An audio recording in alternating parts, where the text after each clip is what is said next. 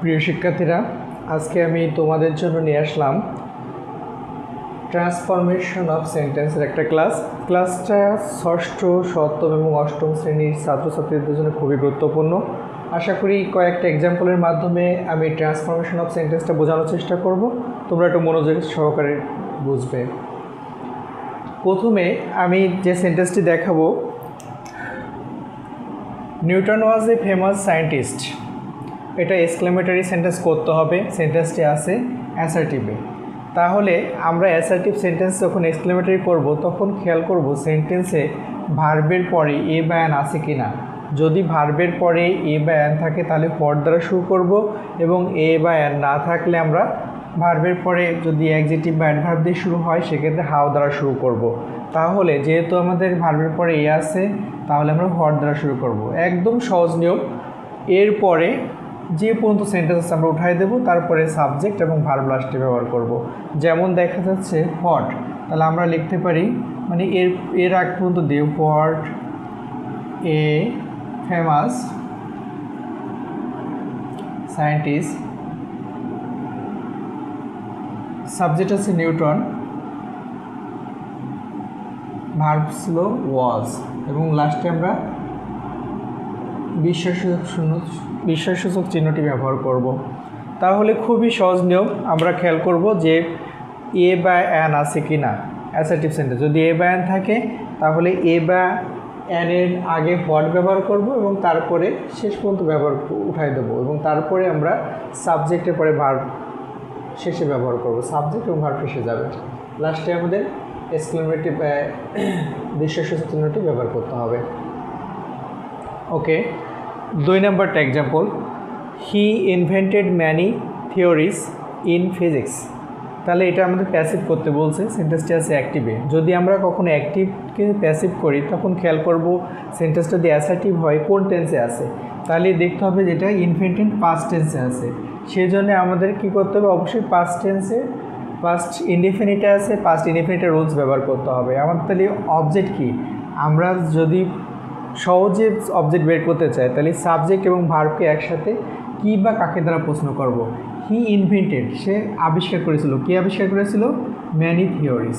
আর in ফিজিক্সটা আছে extension, আমরা শেষেই ব্যবহার করতে পারি। তাহলে যদি আমরা এটাকে তাহলে অবজেক্টকে সাবজেক্ট করব, তাহলে অবজেক্ট কি আছে? Many theories.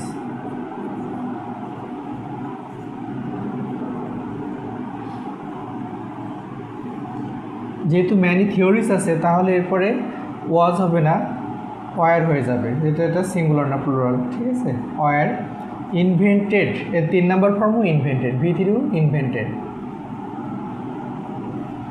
বাই হি আছে, হির অবজেক্ট করলে হবে হিম, এবং লাস্টে এক্সটেনশনটা আমরা আগেও দিতে পারতাম, লাস্টে দিলে হবে ইন ফিজিক্স।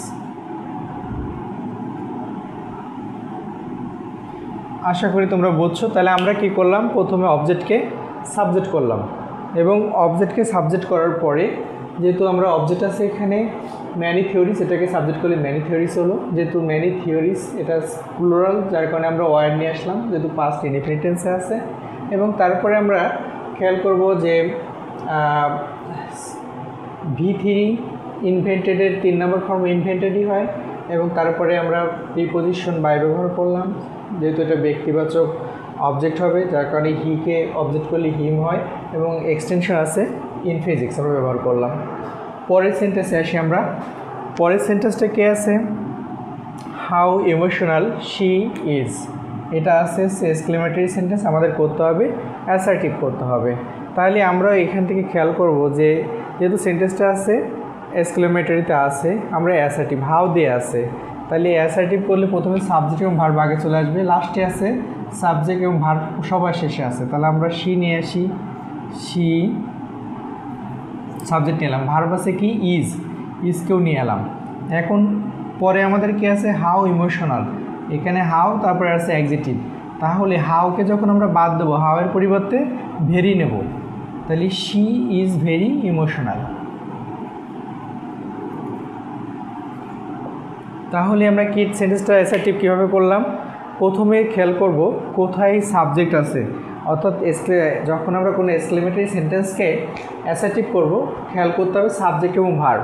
তাহলে সাবজেক্ট এবং ভার্ব আগে চলে আসবে, যেহেতু এক্সক্লেমেটরি থাকে শেষে এবং অ্যাসার্টিভে সাবজেক্ট এবং ভার্ব প্রথমে বসবে। তাহলে আমরা শি ইজ, আমরা এটাকে সাবজেক্ট হচ্ছে শি, ইজ হচ্ছে ভার্ব নিয়ে আসলাম। যেহেতু হাউ আছে, হাউকে বাদ দেওয়ার জন্য আমরা ভেরি আনতেছি, নিয়ে আসলাম ভেরি।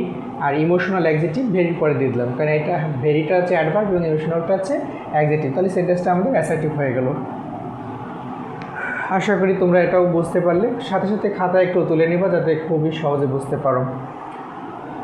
পরের সেন্টেন্সটা আমাদের আছে, so she agent hated by all. এটাকে অ্যাফার্মেটিভ করতে হবে, যেহেতু সেন্টেন্সটা আছে নেগেটিভে। নেগেটিভ সেন্টেন্সটাকে আমাদের অ্যাফার্মেটিভ করতে হবে।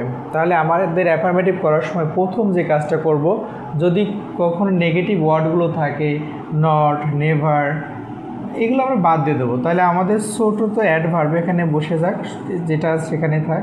শি ইজ, যেহেতু এটা নট আছে আমরা নটটাকে বাদ দিয়ে দিলাম। এখন পরে যে ভার্বটা আছে এটাকে অ্যান্টোনিম করতে হবে, যেহেতু প্যাসিভ হয়ে যায় আছে হেটেড। তাহলে আমরা জানি যে হেট মানে ঘেন্না করা, অ্যান্টোনিমটা কী হবে? লাভড। তাহলে she is loved by all.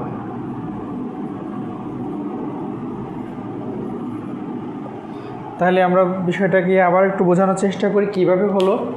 যেখান থেকে সো অ্যাডভার্ব প্রথমে বসলো, সাবজেক্ট শি বসলো, এখানে যেহেতু অক্সিলারি ভার্ব আছে ইজ সেটাও বসলো, এবং নট, নট তো নেগেটিভের ক্ষেত্রে হয়, অ্যাফার্মেটিভ তো নট হবে না, নট তো আমরা বাদ দিয়ে দিলাম।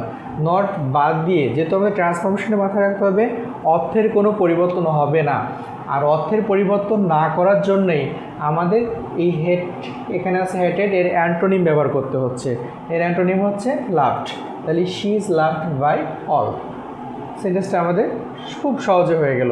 আশা করি তোমরা বুঝতে পারলে। আমরা পরের সেন্টেন্সে আসি, she is a brilliant student. সেন্টেন্সটাকে আমাদের এক্সক্লেমেটরি করতে হবে। তাহলে এখানে আছে she is a brilliant student. আমাদের প্রথমে একটা এই রুলস আমরা করছিলাম, আশা করি তোমরা নিজেরাই এখন পারবা। যেহেতু এ বা অ্যান আছে, তাহলে আমরা কী করব? সাবজেক্ট এবং ভার্ব, ভার্বের পরে এ বা অ্যান থাকলে পর দিয়ে শুরু করব, এবং এ বা অ্যান না থাকলে হাউ দিয়ে শুরু করব। তাহলে আমাদের এ বা অ্যান আছে, তাহলে আমরা কি করব? হোয়াট। প্রথমে আমরা ব্যবহার করব কি? What. What a brilliant student. Subject হচ্ছে শি এবং ভার্ব হচ্ছে ইজ, শেষে চলে যাবে শি ইজ, এবং লাস্টে আমরা বিশেষ্যসূচক চিহ্ন ব্যবহার করব। তাহলে কীভাবে হলো আমরা এটাকেও বুঝে নিই একটু ভালো করে। বিষয়টা হচ্ছে যে আমরা লক্ষ্য করব এর সাবজেক্ট হচ্ছে শি এবং ভার্ব হচ্ছে ইজ। তাহলে ভার্বের পরে এ ব্যান থাকলে আমরা হোয়াট দিয়ে শুরু করব, এবং এ ব্যান না থাকলে আমরা হাউ দিয়ে শুরু করব। তাহলে খেয়াল করো এখানে আমাদের এ আছে, তাহলে আমরা হোয়াট নিতে পারছি, যে হোয়াট এ ব্রিলিয়ান্ট স্টুডেন্ট। আমরা হোয়াটের পর নেওয়ার পরে শেষ পর্যন্ত নিয়ে নেবো, যত বড় সেন্টেন্সই হোক ভয় পাওয়ার করার কারণে শেষ পর্যন্ত নিয়ে নেবো। তাহলে দিলাম what a brilliant student, subject হচ্ছে শি এবং তারপরে ভার্ব ইজ, এবং লাস্টে আমরা বিশেষ্যসূচক চিহ্নটা নিয়ে নিলাম। তাহলে আমাদের এটা এক্সক্লেমেটরি সেন্টেন্স হয়ে গেল। ওকে, এরপরে আমাদের আছে we love each other. Negative করতে বলছে। আমরা একটু লক্ষ্য করব, যদি কখনো কোনো সেন্টেন্সকে নেগেটিভ করতে হয় তাহলে অর্থ ঠিক রাখার জন্য নেগেটিভ করার জন্য যদি কোনো অক্সিলারি ভার্ব অথবা মডাল অক্সিলারি ভার্ব থাকে, তাহলে আমরা অক্সিলারি বা মডাল অক্সিলারির পরে নট ব্যবহার করতে পারি। কিন্তু যদি দেখা যায় যে সেন্টেন্সে অক্সিলারি বা মডাল অক্সিলারি নেই, সেক্ষেত্রে আমরা টেন্স ও পার্সন অনুযায়ী ডু, ডাজ, ডিডকে আনতে হবে নেগেটিভ করার জন্য। তাহলে আমরা একটু লক্ষ্য করি কীভাবে আমরা নেগেটিভ করব। এখানে আছে সাবজেক্ট আছে কি? ওই, আমরা ওইটাকে ব্যবহার করলাম। এখানে লাভ আছে, লাভটা অবশ্যই V1। লাভটা কি? V1, ভার্বের প্রেজেন্ট ফর্ম। তাহলে এর জন্যে আমাদের অবশ্যই লক্ষ্য করতে হবে যে তাহলে ডু অথবা ডাজ আসবে। ডাজ আসতো যদি এখানে subject third person singular number হতো, যেমন হি, শি, ইট, যে কোনো নাম হলে, কিন্তু তা তো নয়। উই যেহেতু আছে এটা তো ফার্স্ট পারসন এবং প্লুরাল নাম্বার, তাহলে আমাদের কি আসবে? ডন্ট। ডু নটকে একসাথে আমরা লিখব কি? ডন্ট।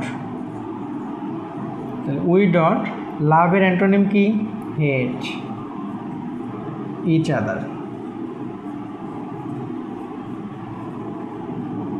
আমরা আবার একটু লক্ষ্য করি কিভাবে সেন্টেন্সটা হলো।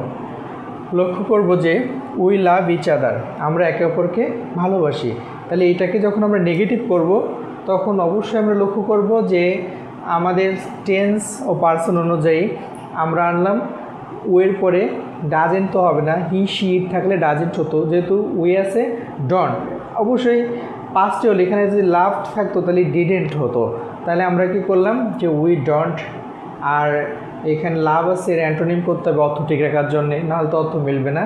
তাহলে we don't hate each other, মানে আমরা একে অপরকে ঘৃণা করি না, তার অর্থ আমরা একে অপরকে ভালোবাসি। তাহলে আশা করি তোমরা ট্রান্সফরমেশনের ক্লাসটা একটু বুঝতে পারছো। যদি কেউ না বোঝো কমেন্টে আমাকে জানাবা। আর আমরা এই পরীক্ষার আগ পর্যন্ত পরীক্ষার প্রিপারেশনের জন্য বিভিন্ন গ্রামার নিয়ে প্রতিনিয়ত ক্লাস দেওয়ার চেষ্টা করব। ক্লাসগুলো একটু লক্ষ্য করবা। ধন্যবাদ সকলকে।